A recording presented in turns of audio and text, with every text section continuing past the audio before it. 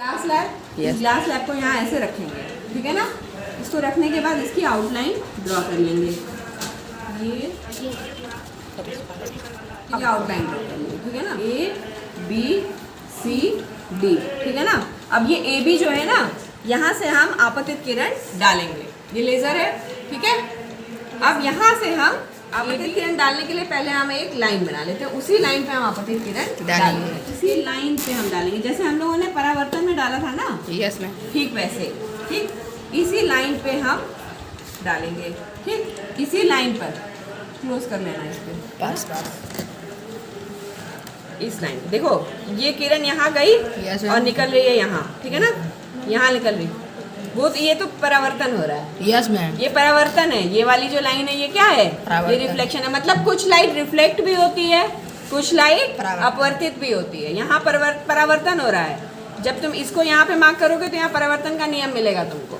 और ये जो आ रहा है ये क्या है? अपवर्तन हो रहा है। ये मतलब इसमें घुस जा रही है, बेंड हो जा रही है। देखो ये आ तो ऐसे रही है, सीधे तो कायदे से इसको ऐसे आना चाहिए, लेकिन देखो ये मुड़ी है तभी यहाँ आ गई। हम इसको मार्क कर लेंगे, ठीक है ना। यही है ना।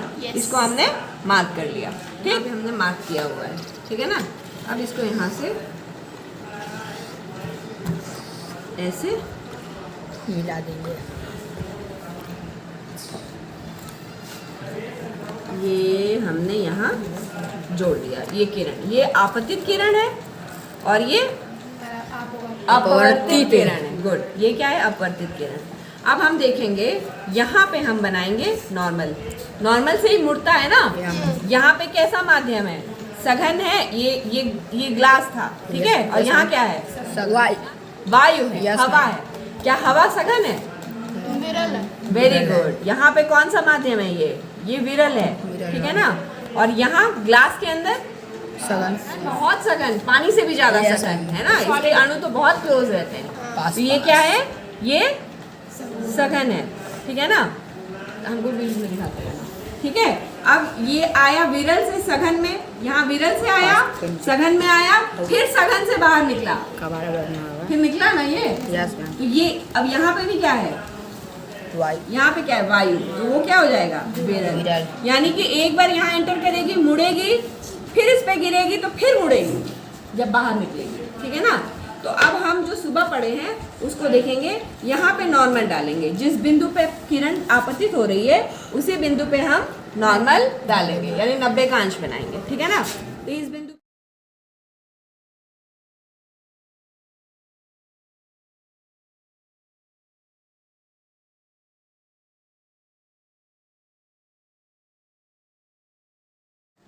ठीक।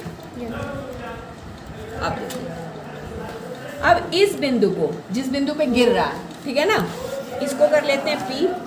और इस बिंदु जहाँ से निकल रहा है उसको क्या कर लेते हैं? Q। अब P और Q को हम जोड़ देंगे, ठीक है ना। P और Q को हम जोड़ लेंगे। ये है P और ये है Q। इसको हम ऐसे जोड़ रहे हैं, ठीक है ना। Yes ma'am. अब आप देखिए, ये आर, ये आपतन कोण है जो नॉर्मल से बना रहा है आपतित किरण। ये देखो कितना है? ये आपका 30, 35, 36, 36 डिग्री है, ठीक है ना। ये कितना है?